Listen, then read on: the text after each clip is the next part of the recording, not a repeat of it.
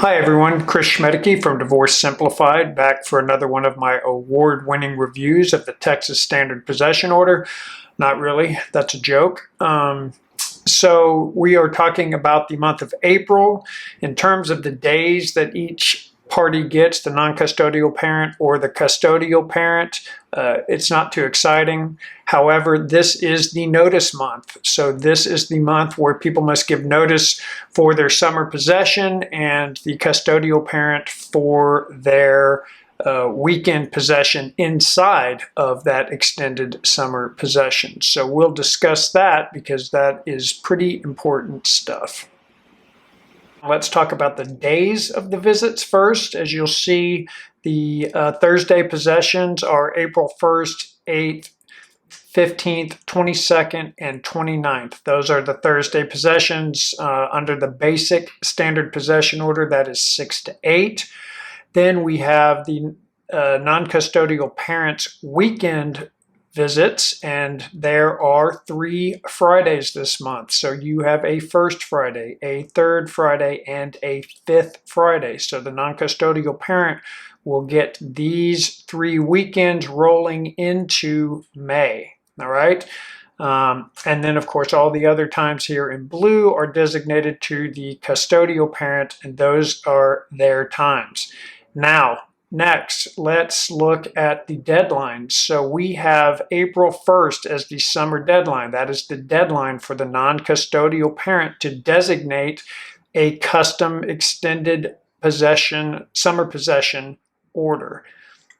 So non-custodial parent, if you intend to use the default days of July 1st to July 31st, you don't need to do anything here because it's automatically going to default. If you intend to have custom dates, then you would need to make your designation of those dates by this day, April 1st, all right? I'm going to make another short video that covers this in a little bit more depth.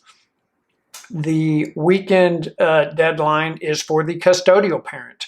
Custodial parent, once they establish their extended summer possession, you are entitled to have 1 weekend inside that extended summer possession. So they designate first, obviously, on April 1st, and then you have 2 weeks to pick the weekend you want out of that extended summer possession. If they go to the default dates of July 1st to July 31st, then you get a weekend inside of there, provided you give notice by this date, April 15th.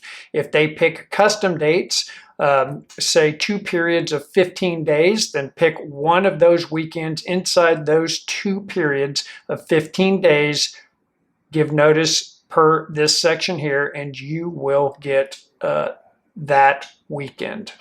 All right.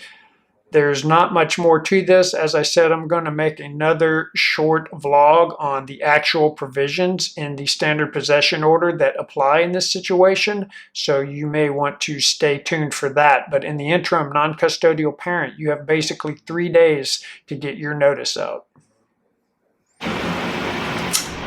So I said 3 days, but it's not even 3 days. You just have a few days to get your notice in. Not all is lost if you don't get that notice in because you're going to default to July 1st to July 31st anyway. And as I said, go ahead and I'll drop a link to this other video that I'm going to make that discusses these provisions a little bit further in detail to try and answer some questions that commonly come up. And then other than that, I will talk to you guys in May.